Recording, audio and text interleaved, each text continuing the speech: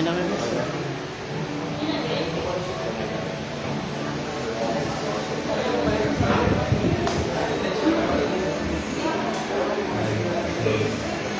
So, ayan.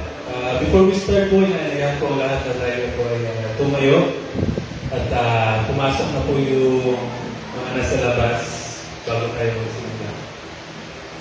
And welcome po sa ating mga visitors. No? Welcome po kayo sa Nations Church. At sa mga kasama po natin na papunta pa lang. Kaya, ingat po kayo. So, before we start, kaya rin po nabuksan natin ang ating gawain sa salita ng Panginoon. At sabay-sabay po natin basahin ang aklat ng mga Hebreo. At agad po tayo ng precious screen. Hebrews chapter 12, verse 1 hanggang verse 11. Kung meron po kayo mga Bible, pwede niyo pong i-open. At kung meron po kayo mga mobile, mobile app, na Bible, pwede rin po sabayan. So, basahin po natin sa Tagalog, Hebrews chapter 12, verse 1 hanggang verse 11. Kaya nga, dahil napapaligiran tayo ng napakaraming saksi, tanggalin natin ang anumang balakid at ang kasalanang kumakapit sa atin. Buong tiyaga tayong tumakbo sa takbuhin na sa ating harapan. Ituon natin ang ating paningin kay Jesus sa kanyang nakasalalay ang ating pananampalataya mula simula hanggang katapusan. Dahil sa kagalakan na naghihintay sa kanya, hindi niya nakita na ang kahihiyan ng pagkamatay sa krus na siya ngayon nakaupo sa kanan ng trono ng Diyos. Verse 3, isip-isipin ninyo kung gaano ang tiniis niyang pag-uusig sa kamay ng mga makasalanan upang hindi kayo magdubaypay o paghinaan ng loob. Hindi pa humantong sa pagdanak ng dugo ang pakikipaglaban ninyo sa kasalanan. Nalibutan na ba ninyo ang panawagan ng Diyos sa inyo bilang mga anak niya? Mga salitang nagpapalakas ng loob. Anak ko, huwag mo baliwanain ang pagtutuwid ng Panginoon at huwag kang panghihinaan ng loob kapag ikaw ay dinidisiplina niya. Verse 6, sapagkat dinidisiplina ng Panginoon ang mga minamahal niya at pinapalo ang itinuturing niyang anak.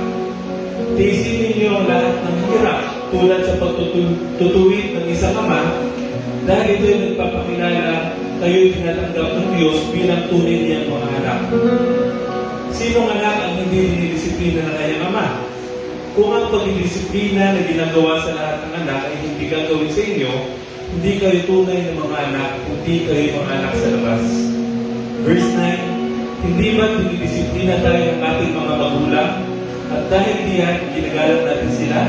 Hindi ba upang tayo magbuhay, mas marapat na tayo ipasakop sa Diyos na ating Ama sa Espiritu? Sa loob ng maikling panahon, dinidisiplina tayo ng ating mga magulang para sa ating ikabubuti. Gayon din naman, itinutuloy tayo ng Diyos sa ikabubuti natin upang tayo maging banal tulad niya. Last verse, habang tayo tinutuwid, hindi tayo natutuwa, kundi naghihinagpis. Ngunit pagkatapos niyon, mararanasan natin ang kapayapaan, bunga ng pagsasanay sa patuloy na pamumuhay. Sige po, let us pray. Father, once again, kami po nagpapasalamat sa pagkatuloy na ikaw ang Diyos, na tinutuloy mo kami mga anak. Salamat sapagkat patuloy mo kami pinapintulutan, Panginoon, na malayang lumapit. May bigay ang aming mga papuri sa pamamagitan ng pag-aawit. Kaya sa umagang ito, dalangin po namin na patuloy ka pumaparangalan, may taas sa aming kalagitnaan. Sa iyo po lahat ng papuri ko sa salamat po nakila sa pangalan ng anak na Jesus. Amen.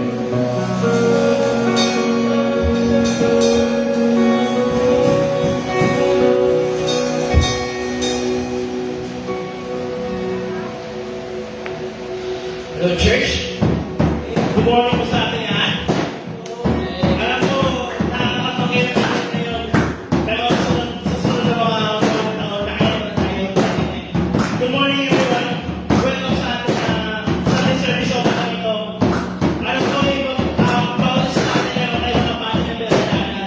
Pero this morning, at the same this time, at pinagpupunin sa lahat ng Panginoon, we should offer our thanks to Him.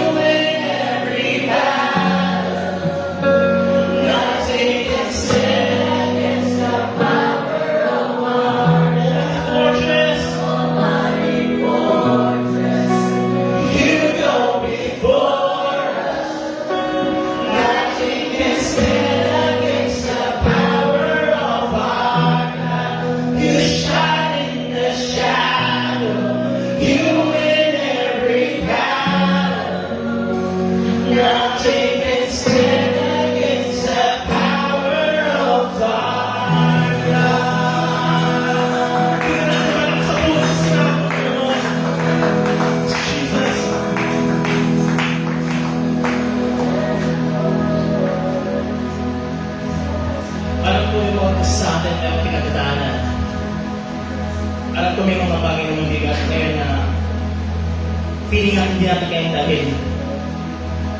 But church, let us take this moment. Let us take this moment.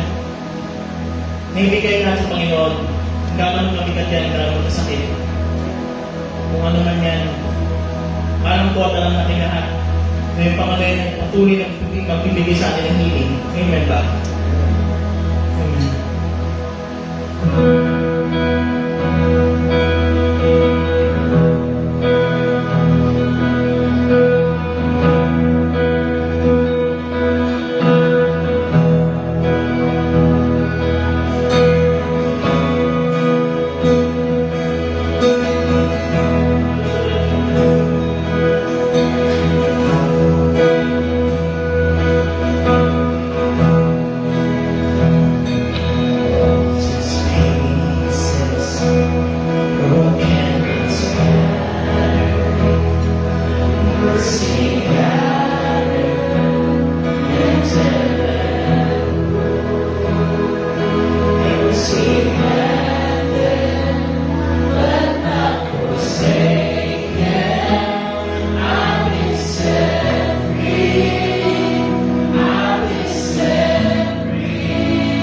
Sing Amazing Grace.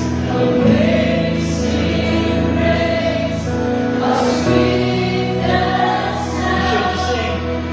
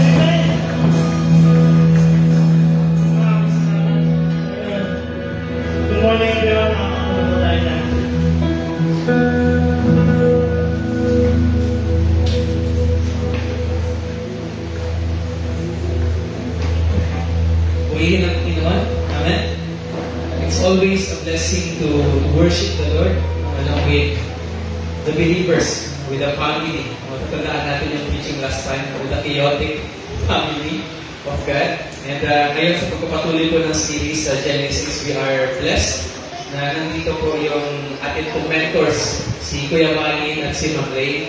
And para ihatid po sa atin yung pagpapatuloy ng series na ito, palakpakan po natin ang Panginoon sa buhay po ni Kuya Malin.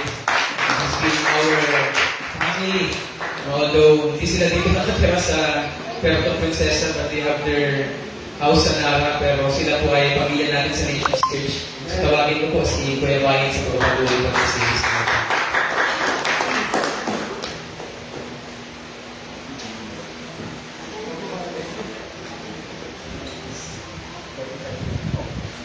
I'll open our Bibles, Genesis 29. Pag paumanin nyo, I'll be reading of the NIV muna, and then we'll go to the Amplified. Sorry kung may mga King James mo dyan, sorry. Okay, sino sa inyo, you're already there sa Genesis 29, taas kamay. Now we'll also talk a little bit about Genesis, issues of Genesis 28, but most of all, ang ating pag-uusapan ngayon, Genesis 29. So, if you are ready, nakaupo kayo konti, tayo ulit. Let's give respect to God's Word if you're ready. Babasahin ko, we'll only read to verse 12, bagamat pipilitin natin matapos ang buong chapter. See, verses 1 to 12, isa-set yung ating setting, yung ating background is important to get the foundation. So, Genesis 29, starting verse 1. So Jacob went on his journey and came to the land of the people of the east. Verse 2. And he looked and saw a well in the field. And behold, there were 3 flocks of sheep laying by it. For out of that well they watered the flocks. A large stone was on the well's mouth. Now all the flocks would be gathered there, and they would roll the stone from the well's mouth, water the sheep, and put the stone back in its place on the well's mouth. And Jacob said to them, My brethren, where are you from? And they said, We are from Haran. Verse 5. Then he said to them, Do you know Laban, the son of Nahor? And they said, We know him. So he said to them, Is he well? And they said, He is well. And look, his daughter Rachel is coming with the sheep. Then he said, verse 7, Then he said, Look, it is still high day. It is not time for the cattle to be gathered together. Water sheep and go and feed them.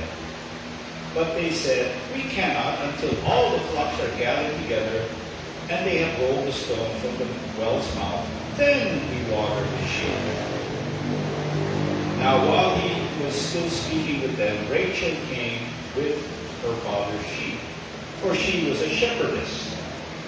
And it came to pass, when Jacob saw Rachel, the daughter of Laban, his mother's brother, and the sheep of Laban, his mother's brother, that Jacob went near and rolled the stone from the well's mouth and watered the flock of Laban, his mother's brother.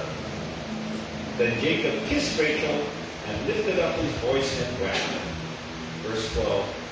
And Jacob told Rachel that he was her father's relative and that he was Rebekah's son.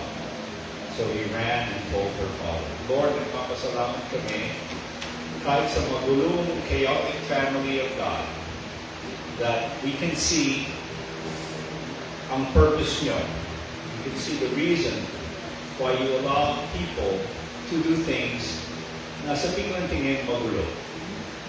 But you had a purpose, and you were able to make all things right in your will and in your way. Lord, grant us, Holy Spirit, this day to understand yung rason why you allow certain things to happen in our lives. And we grant this, and we ask this, grant us this as we ask, and help us to understand that this all points to Jesus, and how Jesus can make all things better. In Jesus' name we pray, thank you. Now, may preface ako, may panguna ako sa inyo. Number one, remember, the Word of God talks about real people. Mga tunay na tao na may tunay na mga problema. Ang mga taong ito, bagamat even Jacob is mentioned in Hebrews 11 in the heroes of faith. Even though he's mentioned there, he's just mentioned when he was dying na siya ay binigyan ng parangal ng Panginoon because of his faith. Hindi binanggit sa Hebrews 11 yung ibang kalokohan na ginawa ni Jacob. And of course, those of us who remember the sermon from last week, maraming nang ginawang kalokohan ni Jacob. But God can still use people, which is a hallelujah for us, na kahit tayo, when we didn't know Jesus, or we did not have the faith that God wants us to have, God can still use us. Huwag lang tayo susuko sa kalokohan. Now, sino dito sumuko sa kalokohan? When you were younger, or kahit kanina lang, sumuko kayo sa hindi karapat-dapat gawin. Most of us, right? Hindi natin. So, as we study today's Word, okay, the events of 28 and 29 and 30, let us bear in mind, isipin natin, na tayo, baka tayo yun? That could have been us, and maybe it was us before we know Christ. Remember, these people did not know the living Christ. Wala pang Pentateuch eh. Wala pa si Moses dito. So they were living life base sa society around them, sa kultura sa paligid nila. Okay? So ilagay niyo sa sarili niyo sa ganyang setting na what would I do kung ako'y nasa lugar nito? Okay? So let's go back to this. So, ano ginawa ni Jacob sa 27? Niloko niya si tatay niya, no? Kinuha niya yung blessing mula kay Esau. Right? And then, nagalit ka si Esau? Yes. Yes. Gusto mong patayin? Baka naman. So, anong ginawa ni Rebecca? Pinayuan ni Rebecca si Jacob. Now, si Jacob, mama's boy yan. Aminin natin. Hindi mama's boy yun. Hindi siya taong pwede mamuhay sa bundok for a long time. Pero, sumunod siya sa kanyang nanay. And just before umalis si Jacob, and we'll get into that in a little bit. Pati si Isaac, na-realize niya na si Jacob yung ginawa. So Jacob was blessed by Isaac in chapter 28. Okay? We'll start in verse 2. Arise, go to Padan Aram, to the house of Bethuel, your mother's father, and make yourself a wife, and take yourself a wife from the daughters of David, your mother's brother. Ang naging usapan dito, na-realize ni Isaac na masamang influence ang naging mga asawa ni Esau. Okay? Kasi sila, mga tigroon, tabi-tabi, mga tribo, may kalaswaan. Okay? So, sabi ni Isaac and Jacob, huwag ka mag-aasawa ng mga katulad nila. So, pinadala, I suppose the other reason is para pag namatay si Isaac, makapatay si Jacob. We all kind of get that, parang feeling yun, no? So, pinaalis in a good way na may blessing. And the blessing is, verse 3, may God Almighty bless you and make you fruitful and multiply you, that you may be an assembly of people, makapagbuo ng maraming tao, and give the blessing of Abraham, we'll get into that again, that you and your descendants with you, kayo at mga anak mo, ay makukuha niyo itong lupa, will inherit the land in which you are a stranger, which God gave to Abraham. Kaya, verse 5, pinaalis ni Isaac si Jacob at pumunta siya sa Padan Aram to Laban. Okay, kapatid ni Rebecca. Now, side comment si Esau, siguro dahil narinig ka sabi ng tatay niya, nagkasawa siya ng ibang babae din, that's another story kung get into that. Pero ang importante po sa verse 10, mula sa Beersheba, doon natira sila, palakad na siya. Now, how far is Haran from Beersheba? Anybody? estimate nila kung tama ang kanilang mga geography, is 500 miles, 804 kilometers. Parang nilakad mo mula dito, you've heard me say this many times before, nilakad mo ito hanggang yung dito 3 beses. Lakad from here, Rojas, Taytay, Unido, Tale, o di nakalimutan, papalikan na sa Unido 3 beses. Pero malayo yun. Okay? Habang siya naglalakad, napagod siya konti, natulog siya, pagawa siya ng bataw, ginawang unan, sinasan niya, nakakuha kayo ng bataw, ginawang unan sa pagod. Siguro dali ka ng tera, kanyang clothes, yung pampalambot na. Sa pagtulog niya, verse 12, nakita niya may hagdan, makahanggang pamatapos from Jacob's ladder. Yung mga Sunday school teachers. And this is the important part.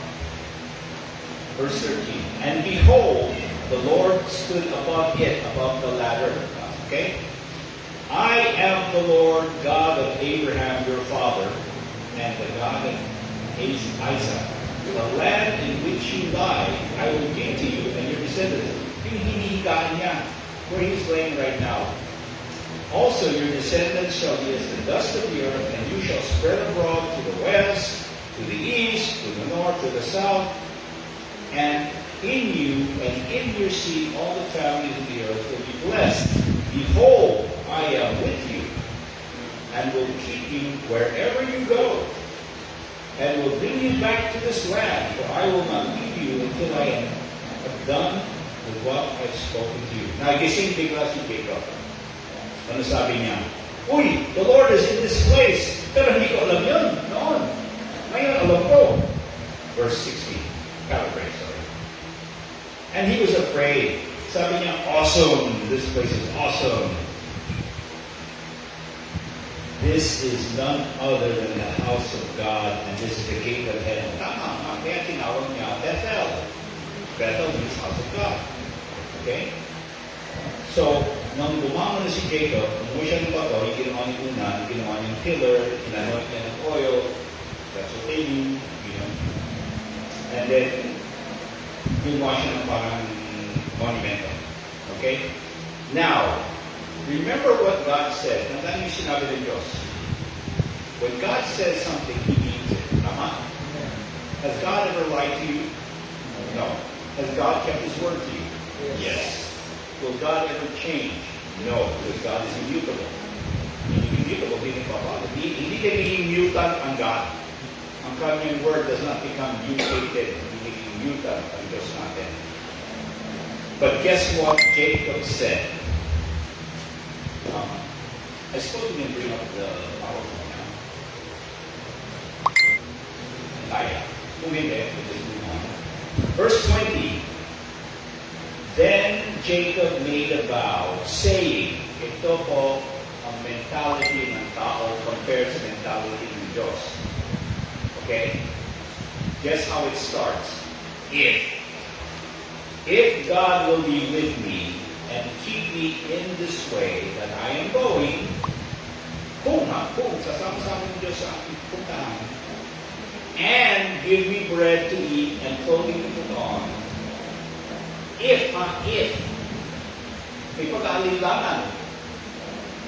May pag-aalinlangan. Have you ever doubted God?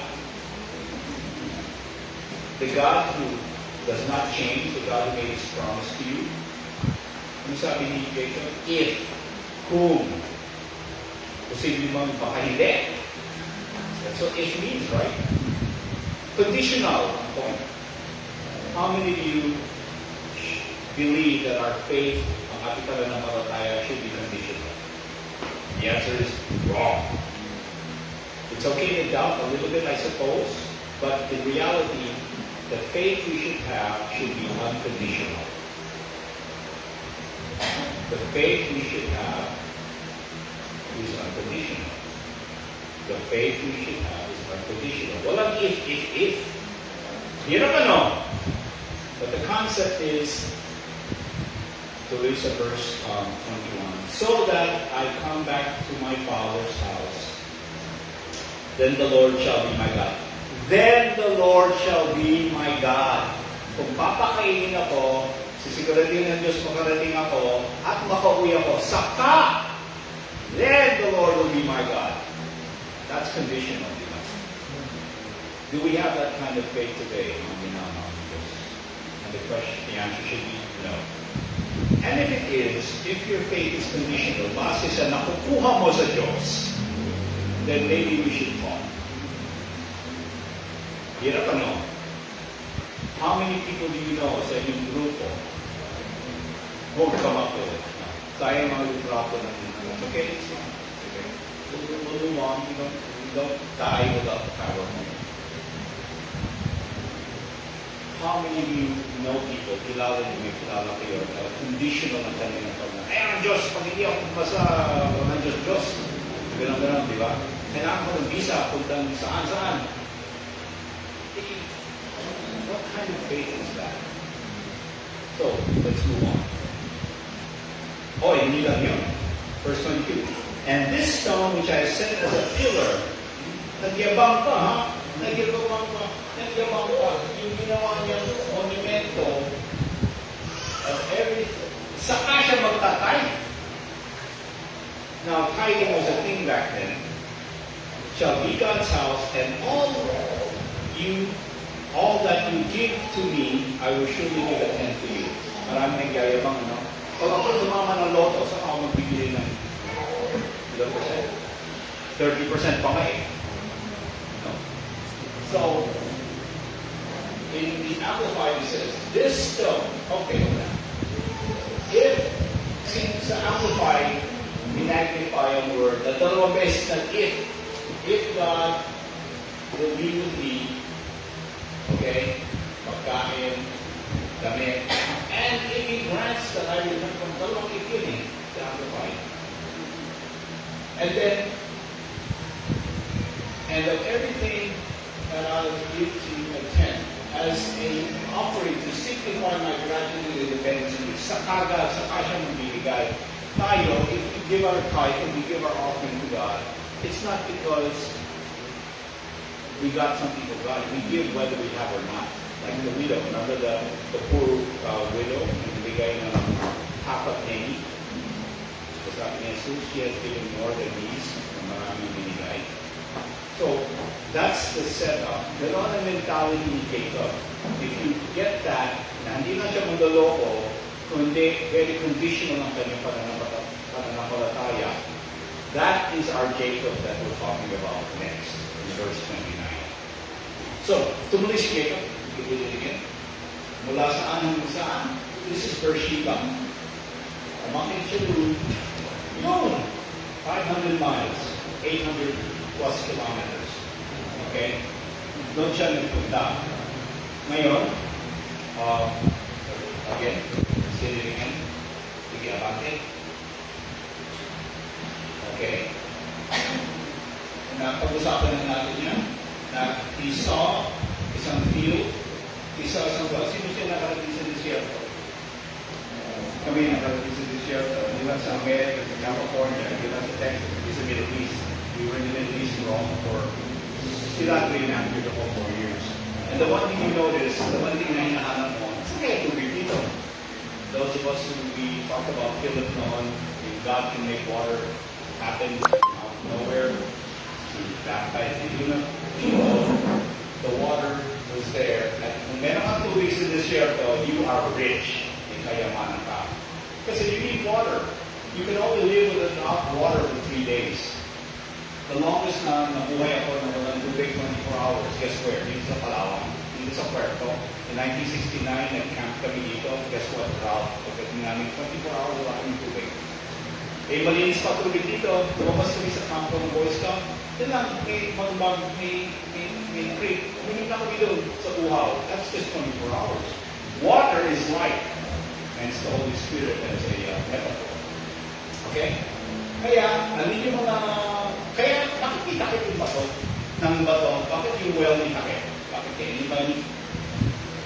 Siguro, pag nilo yung mga bata, hindi mo yung sheep, hindi takiyan ng ibon, hindi mo contaminate yung tubig. Right? So, ang ginagawa nila, pag sama-sama na sila, kukuha o alis yung bato, you can advance to it. Siguro hindi ganyan kataas yung well. Mababa siguro. Kukuha ng tubig, ipapaligin mo ito.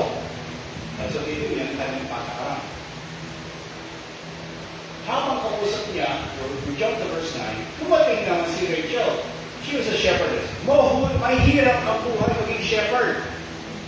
In a pastoral sense, pastor, mahirap din maging pastor ng tao. Because all we like sheep have gone astray. Para tayo mga tuba. Sana, I wish I had the time to show you mga video ng mga animal na sheep.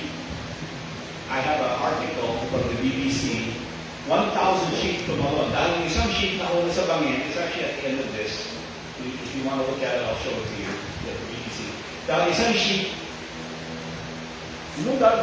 guess what? Sumunod yung 1,000. Ang namatay 400. Kasi by the time nahuli yung unang 400, lumambot na. Kaya yung 600, hindi namatay agad. Kung namatay na ba niya. Ganun katanga ang sheep. I also have a picture of a sheep, paikot-ikot na lang. Kasi nauli isa, sunod-sunod na. Parang ibang mga kakauta, no? Paikot-ikot na lang. Yung pinupuntahan. So, dumating si Jacob. So well, dumating si Rachel, it was a divine appointment. Sino sa inyo, nang una niyo nakita ang yung misis, you fell in love. Some of you know our love story ni Leilani. The first time I saw her, I was in love with her. We call that limerence. Limerence. Kasi hindi ko siya kilala eh. Pero, love grew. Remember that. Sometimes God has divine appointments, pero hindi pa tayo.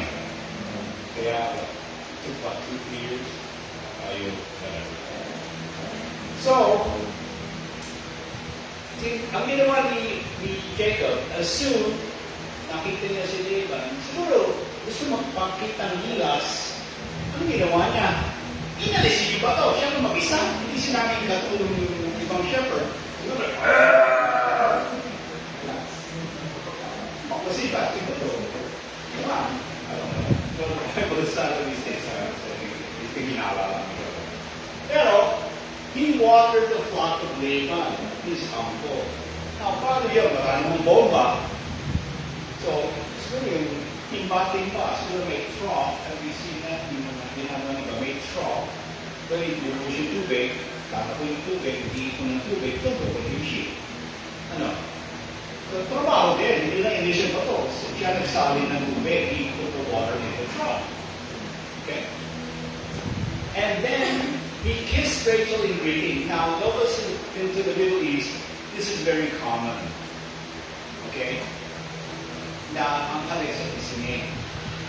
O yung kunyari lang, yung beso-beso, di ba, kilala ko yung politiko na ganyan, itong election, yung beso-beso, kunyari, pamasikat sa mga botante. And he raised his voice and wept. I don't know kung may PTSD o kunyari lang. I don't know. Pero, sinabi niya, Jacob, that he was his father's relative, Rebecca's son, so basically, consider it, second cousin mo. Second cousin, first cousin, second. And she ran and told her father. Okay? Again. When Laban heard that dumating si Jacob, his sister's son, first cousin, Mama, first cousin David. And he ran to meet him and embraced him and kissed him and brought him to his house and told Laban all these things. And you are bone of my bone, flesh of my flesh, sabi ni Laban, dito ka muna, he stayed for a month. Now, sino sila nagkaroon kayo ng guest na, you know, in the Middle East, if you have a guest, you are obligated to take care of that guest for 4 days. After the 4th day, bahala na sa buhay niya. Pakainin mo, bigyan ng tubig, paliguan mo, feed their sheep, feed their camel, kung meron, give them water. After the 4th day, hindi ka na obligado. Yes. Sino siya yung nagkaroon ng guest after the 3rd day, medyo naiinis na kayo. Kasi ginamit yung toothpaste ko. Ano ba? Sa kanila, bintinador. Kaya mo, bintinador. You have to be realistic and to be honest. So, it's been a month. Then Laban said to Jacob, dahil ikaw ay aming kamag-anak, should you work for me for nothing. Si Laban, magulang. Magulang si Laban. Marunong sa buhay to. Marunong siya. Sabi niya,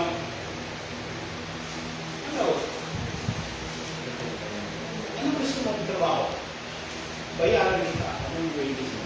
Ito naman si Laban, marunong. So, ang ginawa niya, Laban had 2 daughters, yung matanda si Leah, yung bata si Rachel. Kanino may crush si Jacob? Rachel.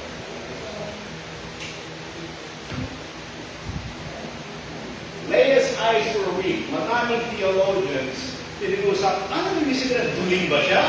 Ano ba siya? Malabo mata ni Leah? Sabi niya, hindi pinapangit siya. I don't know. Basta sinabi, and I've looked at different versions, and they all say the same thing. Leah's eyes were weak. But Rachel was beautiful in form and appearance. So, hindi na sasabihin. I was going to say something about Jacob loved Rachel, so he said, I will serve you, house up seed, I will serve you as a hired workman for 7 years in return for the privilege of marrying Rachel, your younger daughter. Malinaw na sa umpisa, ang kontrata, 7 years ang magtatrabaho sa iyo, nagkatrabaho, pero ito'y para may asawa ko si Rachel. Maganda. Laban said, it is better that I give you her in marriage so that you can give then give her to another man. Stay at her. Sabi ko, sa'yo na lang. Kaysa nabigay sa iba. Sa'yo na lang. So Jacob served Laban for how many years? 7 years. Why? Para maging asawa, para mayroon siya karapan ng pakasala si Rachel. Magulang si Laban. Pero si Jacob, hindi niya namalayan payback time. But they seemed like only a few days to him because of his love for her. Those of you who have been in love know what I mean. Time is priceless. You know, when you love somebody so much, things change. Life changes. Your concept of things changes, including sometimes your concept. Pag hindi mo kasama, parang ang haba ng panahon. Pero pag kasama mo, parang bilis-bilis ang panahon. Ano? It's been 4 hours already. And I just want you to understand that when you truly have a commitment, you keep your commitment. Okay, next please. So, ito a shepherd. This is a modern shepherd. This actually is in the this picture was taken in the general area where Haran is, in Turkey. So may snow ba eh? Snow yan. Now Jacob, if you read later in chapters 30 and 31, marunong si Jacob, he got smart. Marunong siya mag-asikaso ng mga sheep. Kaya lumaki yung mga flocks ni Laban eh. Hindi lang yan, mga healthy pa. And I'll let you read into that later. And makikita niya, niloko na naman siya later. Dito muna tayo sa unang pagkaloko. What a shepherd also does, aside from pag-alaga ni sheep that you guys have read the 23rd Psalm, right? The 23rd Psalm. There also is a book about that. You should read it. What a shepherd really does. Ano yung sabihin ng lahat niya sa 23rd Psalm? That's really, it will enrich your understanding kung paano naging shepherd si Jesus sa buhay natin. What a shepherd really does. But the shepherd also says, di ba sabi ni Jesus, I am the door? Nabasa niyo ba yung sa Bible? That's what that means. Kung hindi man ba ito, mga malalaking mga sanga-sanga, mga bushes, halera, and the sheep go in, kilala niya ang sheep by name. Isn't that great? God knows us by name. God is our shepherd. Pagkapasok ng sheep, sino haharang para walang makapasok? The shepherd. Jesus is our shepherd. He is at the door to keep us safe. He knows us by name. Isn't that great? Galing niya naman. And to this day, we need to understand that if we are His sheep, then He is our shepherd. Tandaan natin yan. He will take care of us. Ito naman, balik lang sa pero bibili sa ko. Niloko siya. Sabi ni Jacob, "Oy, nakapitong taon na, pwede naman pakasal." So, tinuloy yung kasal, sinigurado ni Laban na lasing, na lasing, na lasing. Sino sa inyo sa buong buhay na naranasan yung malasing? Kaya huwag yung taas na. Ako, twice, nung kami ay mga 14 years old, nalasing kami magpipisan, ako nalasing. Pag siguro ng spaghetti, dito tumatama yung smoking. And then, sa Barstow, nung na-14 orders ko, they had a going away party, and I drank some wine, and I usually become, and you think I'm talking it down about a lot of madala. Okay. That I get. But I wasn't drunk But I have been drunk. Pero itong si Laban, talagang nilasing niya, sigurado nilasing. So, ano ginawa niya? Nung ginagawa niya yung kasal, nung magsisiping na yung honeymoon, it's a week process. By the way, that's also another lovely Bible study you should do is how is a Hebrew wedding done? You should study that. It will give you more insight when you talk about Revelation. Okay? But back to the main issue.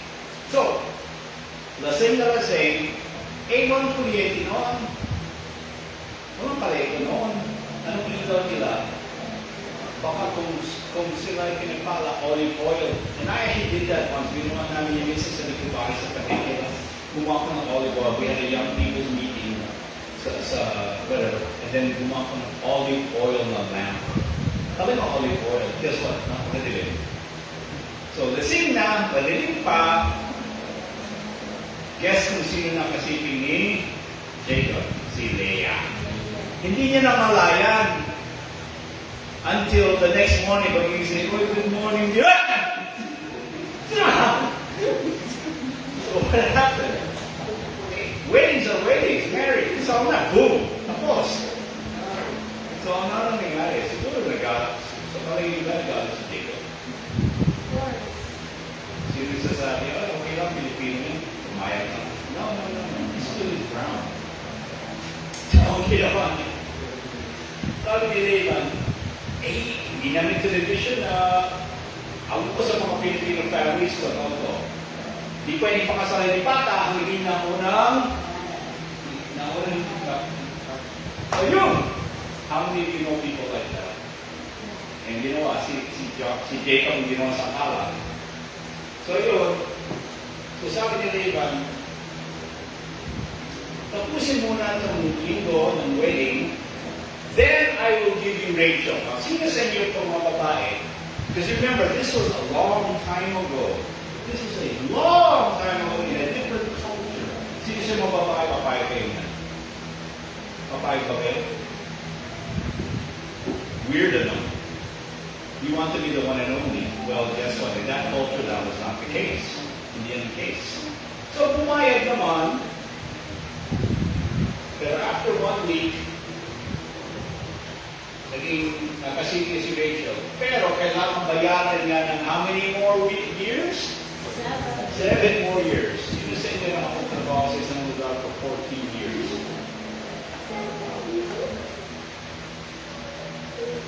Hirap na. Pero ginawa ni Jacob yan dahil mahal niya si Rachel. So when the Lord saw that Leah was unloved, He made her able to bear children. But Rachel was barren. So, you'll see in a little bit kung ilan na ni Leah. Kasi siyempre, kahit may pangit,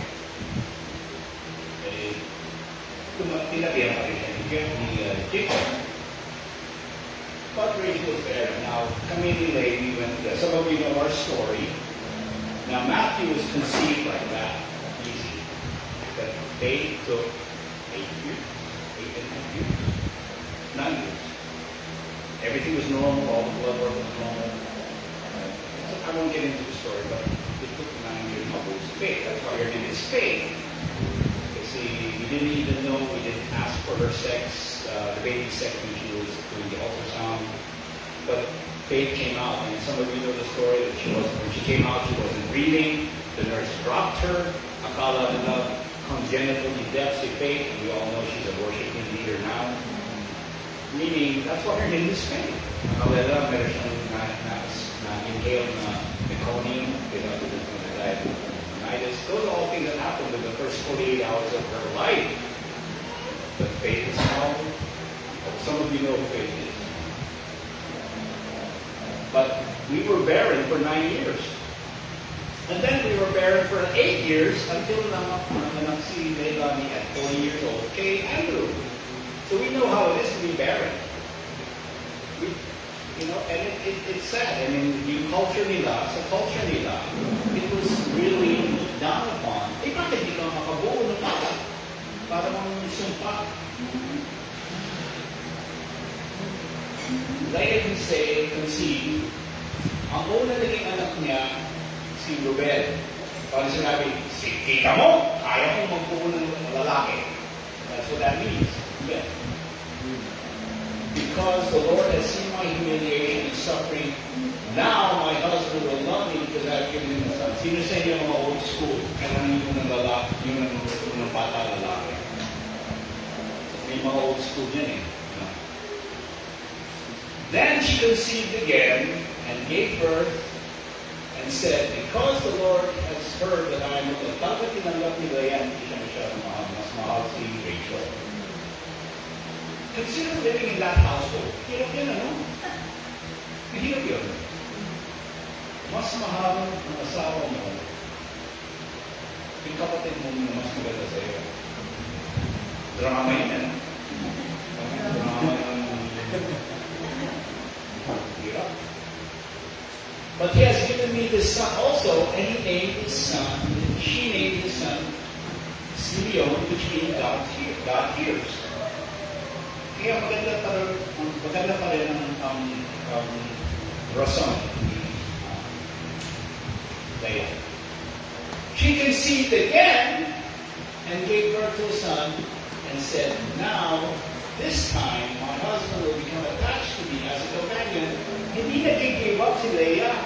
Baka sakali. And therefore, she named her son Levi, which means attached or joined. Then, at the back, number 4, she said, and again she conceived and gave to a fourth son, and I will praise the Lord. So she named him Judah, praise Yahweh. Then for a time she stopped bearing children. Now, Bible school question. Anong tribo, saan tribo galing si Jesus? The Lion of Judah. Kung hindi kung nag-give up si Leah, would we have Judah? No. If we didn't have Judah, the tribe of Judah, would the prophecy of the coming of Jesus Christ have fulfilled? No. Kaya sometimes God uses yung mga weird circumstances to fulfill His will, to fulfill the prophecies. Kaya sometimes, pag nangyayari weird sa buhay nyo, think about it. Maybe God has a reason. And if you are already a Christian who believes in Christ as the Lord and Savior, He does have a reason. Walang pinapalampas ng Panginoon Jesus kung tayo ay kanyang anak. Sino sa inyo nakake? Sino sa inyo nabugbog? Nasunto? Well, we all have gone through times of difficulty. But as Christians who know the living Christ as our Savior, God will have something good come out of that. Yes? Because God keeps His word. Even though minsan, in circumstances, kaya tayo na ganyan, is because, tayo si Jacob, ginawa tayo karoon. God will still do His damage to all.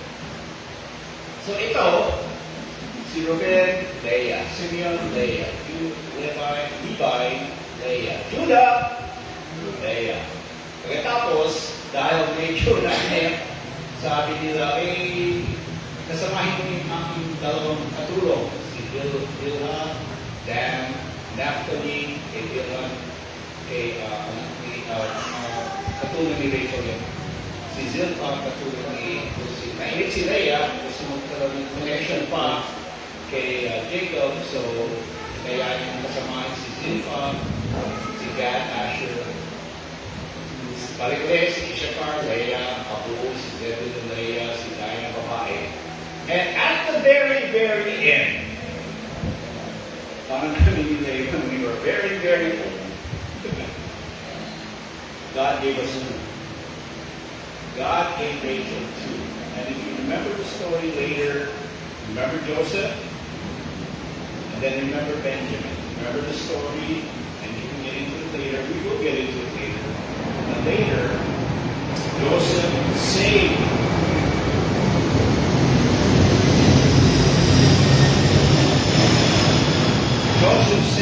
their whole clan, and especially he used Benjamin, pinakamahal ni Jacob. But that's another story for another time. So the point I want to get is, one, God keeps His promises. Right? Remember that. In your darkest time, the time na kala mo hindi ka pumasa, walang pambayad sa commissions, walang pambayad sa review center, walang pang ganito, pang ganon, baka namatayan ka, God will still keep His promises if you are in Him. There is no promise for the world until they turn and are in the hands and the loving arms of Jesus. Kasi, when you think about it, until that point, at tanggapin mo si Jesus, you are in sin. And what is the wages of sin? Death. If we have Christ, we have life. And God keeps His promises. The only promise that God keeps for those who do not know Christ, and I hate to sound hard-hearted, but this is what God says, is death. That's the promise. You don't tanggapin, but God keeps His promises. Number two, God will provide for us eternally despite our weaknesses. Until the very last moment of life, sa ating kahingaan, God will keep providing. Narinig yung mga deathbed confessions. Iba noon, yung nag-confess, oh, I did it. You know, oh, pinasama ko si ganito. But the best deathbed confession is, I want Jesus Christ as my Lord and Savior. Until the very last moment of life, God will always provide a way for a person to know Jesus Christ as his Lord and Savior. Pero, ang tanong ko, why wait? Why wait till hanggang dulo? Even sa kahinaan natin ngayon, kung meron nakikinig o nanonood dito, or baka kung may kausap kayo, why wait till the last second to accept Jesus Christ in our life of weakness and failure and sin and betrayal? You don't have to live like that. Why?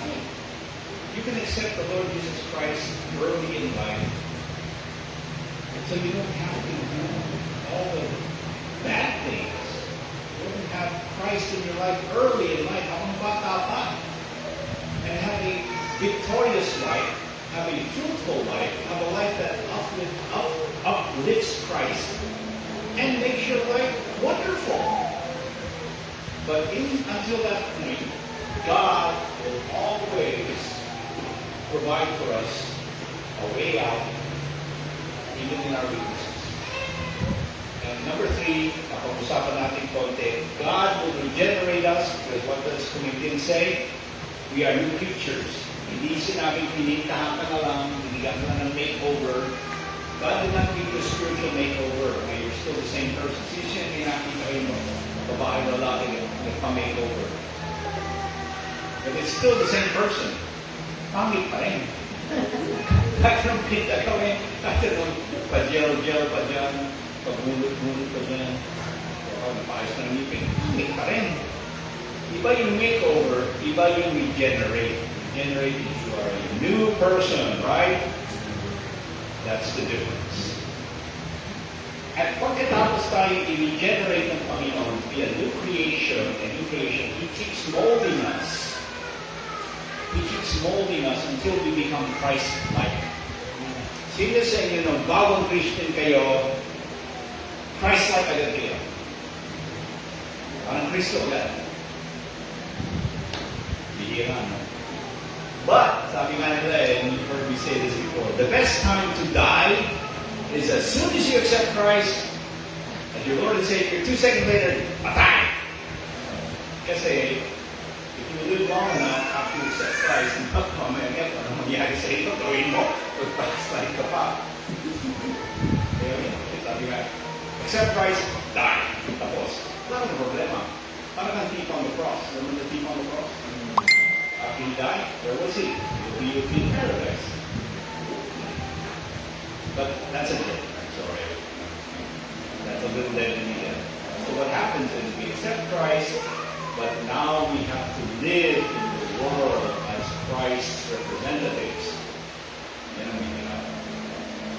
Nakilala ko, so he's accepted Christ, hindi siya na susunod. Wala nang withdraw, wala nang bait, wala nang patch na ito. Nakilala din ako, the moment they accept Christ, kumilo siya magmura. Hindi na naghirap. Military guys. He wasn't military guy. Marine captain. As soon as he accepted Christ, he stopped first. Marami tayong naliligan yan, but most of us, as we move on in our Christian walk, natatakilok tayo. So we get up, we ask for forgiveness, we ask Christ to guide us, be more like Christ, and we keep moving forward until Christ calls us home. Amen. How many of you are willing to do that? And God will anoint you with His Spirit to do that. But you have to want to do that. Hindi yung Sabado ng gabi ang gagawin ko. Hindi nga matatawad, hindi ko naman mula sa iyo. Marami ganyan. Hindi Christian, para yung lisensya, yung mga kalokohan, nahingi ng matatawad. What did Paul say about that? Do it. Because is that a reflection of what I want to crucify? That's continuing God. But again, in review, as we notice, God kept His promises. Oh, by the way, He promised that to Abraham, nung Abraham pa siya. What did He promise to Abraham? Nasa harang pa siya. Di ba sa umpisa pa lang, can you go back to the very first map? I'm sorry, I kind of skipped that. Nung nasa Ur of the Chaldees pa si Abraham, sabi ni Diyos, wait, umalis ka na dito. Saan ako pupunta, Panginoon? I'll show you where to go. Then he went to Haran, right? That's when God promised Abraham, so Ur of the Chaldees, right here, dito nagpunta si Abraham. Kasama yung kanyang mga flocks and sheep. Mayaman siya eh. Went up here. Layo, no? Layo. Haran. From there, God promised him that I will make it like the sand of the sea. Also, He promised that also to who? To Isaac. He promised also to who? We just read it sa Bethel. To Jacob. Tatlong beses. And more. So the point is, God wants to make sure na maintindihan ng ibang generation ni Jacob, that I am still the God who keeps His promises. Now, how is that promise kept? Several ways. Nung kinuha ng northern kingdom, the Assyrians came down, took the northern kingdom because of their sin. Mamaya hindi ay bumalik. Bumalik si Nebuchadnezzar, second time after that. Kinuha naman yung southern kingdom. Sabi nila, sa Babylon, for 70 years, wala siya. Wala sila, right? They left a remnant. Then binalik pa naman. And not only that, nung nagkaroon ng diaspora, the big diaspora after Titus destroyed Jerusalem, between Josephus, talagang nawasak na Jerusalem, maraming naging alipid, the Jewish nation ceased to exist as a nation. Hindi na lang naging slaves sila, hindi pa nagtago. But guess what? They lived in different places all throughout the world.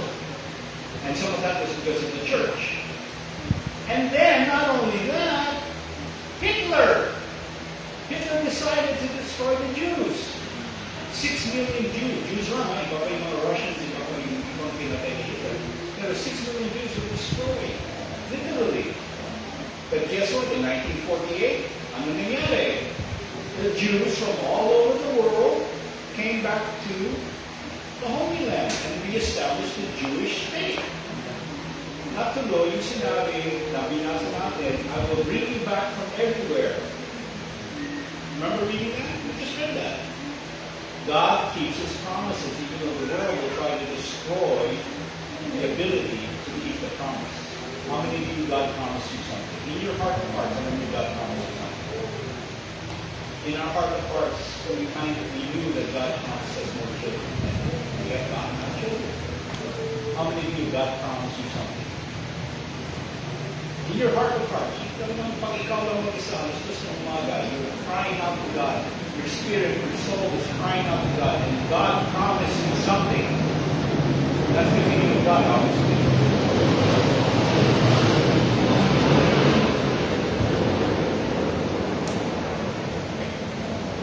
The wind is coming this way again. They're all taking off.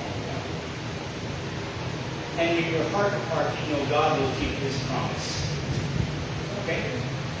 And again, remember, God wants us to have Jesus in our lives. You cannot do this without Jesus. And because you have Jesus, you have the presence of the Holy Spirit. And because you have the Holy Spirit, you can do all things that are in God's will. That's the point. Again, the Amplified says, I can do all things. It is all things that are already in God's will for your life. Hindi yung dalang gusto mo. And remember that, guys. You have Jesus Christ as your Lord and Savior. You have the Holy Spirit. The Holy Spirit will help you. As long as you're willing to obey His will, be in His will, and to follow His way. That's all I want you to do. You don't have to be like Jacob, na manloloko, the supplanter, the tawag niya. You don't have to be like Laban, and you see, marami pang kalokal kasi Laban mamaya-maya.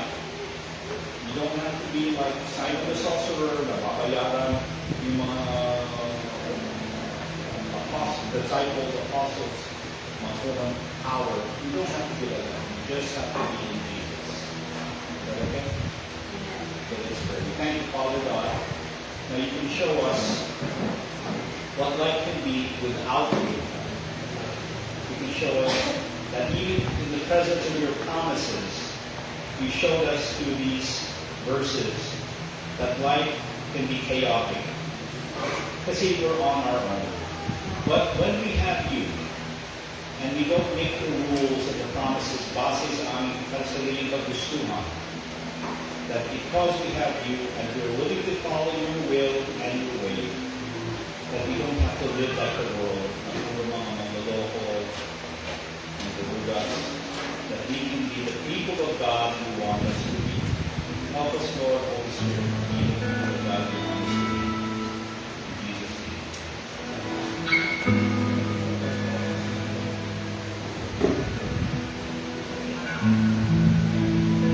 Salamat po, Divine. Tapat ng Diyos sa kanyang mga pangako. Alam ko na naranasan natin yun sa mabuhay natin. We've been to low or high circumstances ng buhay. Pero ang consistent yung katapatan ng ating Panginoon. Instead of I always say, hindi basihan ng kalikasan ng Diyos ang sitwasyon ng buhay natin. Because His nature as a sovereign God goes beyond what we are feeling or what we are experiencing. Hindi natin pwedeng puskahan na klaseng mga tao ito na nakalagay dito sa lumang tipan and how the Lord has called them. Pero nakita natin kung paano sila ginamit ng ating Panginoon. So that means ang ultimate purpose ng Panginoon ay nagpapatuloy regardless of the decisions that we make or ano naman yung mga bagay na nagagawa natin. It's just up to us kung mananatili ba tayo doon sa layunin na yun ng Panginoon sa ating buhay. So He gave us a free will.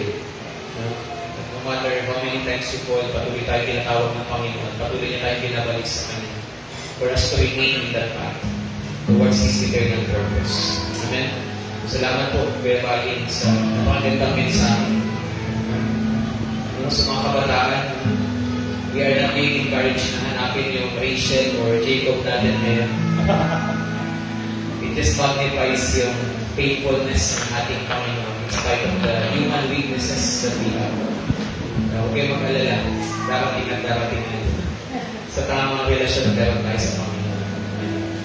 So bahagi po na gawain ngayong umaga ay pagtanggap po natin ng simbolo ng dugo ng ating Panginoon at ng kanyang katawan bilang pagkakayag natin ng pakikiisa sa kanyang pagkamatay at muling pagkabuhay.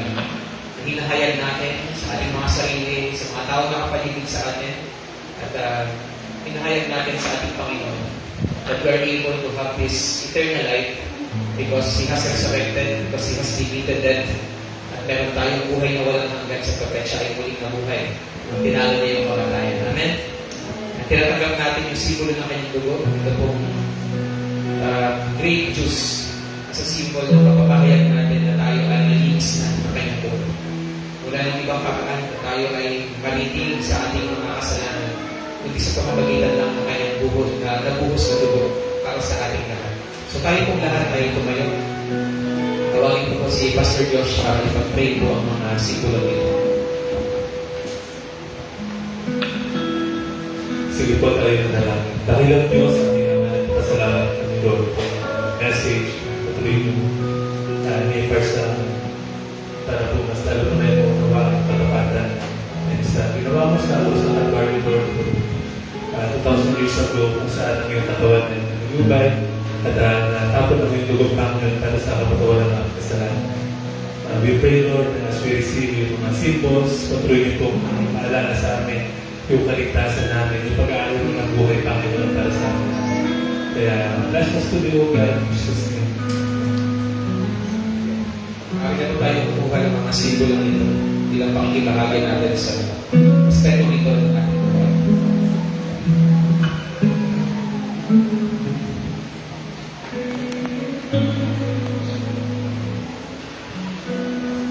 Malaya pa tayong makibahagi natin ngayon ng ating pananampalataya.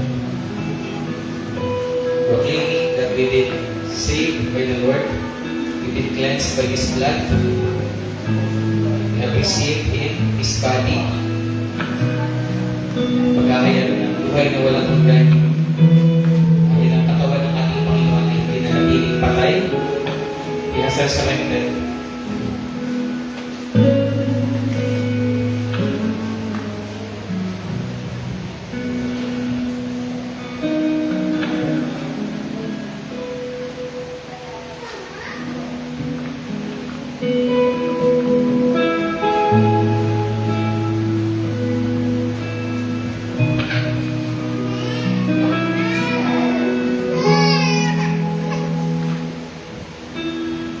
Habang sila ay kumakain, lumapag si Jesus ng tinapay.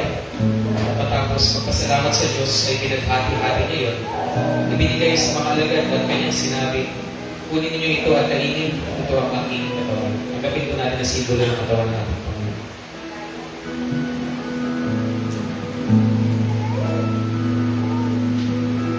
Pagkatapos nito, lumampot siya ng kopa.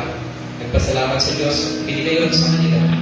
Sinabi niya, kayong lahat ay uminom nito, sapagkat ito ang aking dugo na katibayan ng tipan ng Diyos. Ito ang aking dugo ibinubuhos para sa kapatawaran ng kasalanan ng marami. Agapin po natin yung simbolo ng dugo ng ating Panginoon.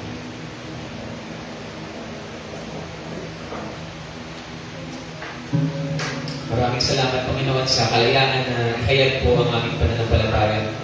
And thank you for the privilege for calling us, Lord, to your purpose. Ikaw ay Diyos kahit wala kami, Panginoon, pero wala kami ng aming Diyos. Kaya salamat, Lord, sa patuloy na pagkakayag mo na wala kaming participation, Lord God, sa aming kaligtasan, maliban sa aming mga kakulangan at kasalanan. That everything came from you. Even our capacity to make decision came from you. Yung pagtutuho ng pananampalataya na meron kami ay galing sa iyo. Na kung hindi mo hinayang yung sarili mula sa amin mula noong una pa, wala po kami, Panginoon. Kaya salamat, Lord, sa mga tinanggap namin ng mga simbolo. Alam namin na walang kapangyarihan, walang akimat o anting-anting ng mga ito. Pero salamat, Lord, sa pagkat ito yung bibigay sa amin ng encouragement na mula sa iyo na magpatuloy, kumilos bilang bahagi ng iyong katawan, na kami po ay mayroong layunin na nanggagaling sa iyo bilang puno ng aming iglesia. Maraming salamat po, Panginoon, at sa pagpapatuloy ng gawain din umaga. Continue to be with us, continue to speak to us, and help us reflect on the things that you have enabled us to hear this morning for your servant. Maraming salamat, Panginoon. Dalangin sa pangalan ni Jesus. Tayo po'y makakaupo na sa pagpapatuloy ng gawain ng ating Panginoon. Are you blessed? Kumusta po? Kahit mainit, no? And marami tayong mga bagay na dapat ipanalangin ngayon. And just a very short encouragement for our pledges and offerings. Tayo po ay pinagpala ng ating Panginoon with the way He's able to use so many people sa lahat po ng gawain, whether it is tangible or intangible. Hindi ko alam kasi wala pa tayong slides, but gusto ko lang mag-testify as part of this encouragement for our pledges and offering. Tuloy-tuloy po ang gawain natin sa kids summer outreach dito sa Purok, Kapatagan. Na kung kayo po ay may oras na maka-join mamayang hapon ay ang ating third outreach session. And so nakaraan tayo po nung una, ng dry run, nakapag-cater po na nasa 38 going 40 ng mga bata. Tapos yung pangalawa po ay nasa 55 po sila lahat. So salamat po sa buhay ng ating kids ministry leaders and the youth leaders na ginagamit ng Panginoon para maabot ng mga batang ito. So yung kanila pong pagkain, art materials, handbook, para may bahagi sa kanilang gawain ng salita ng Panginoon. Even yung mga iba pang pangangailangan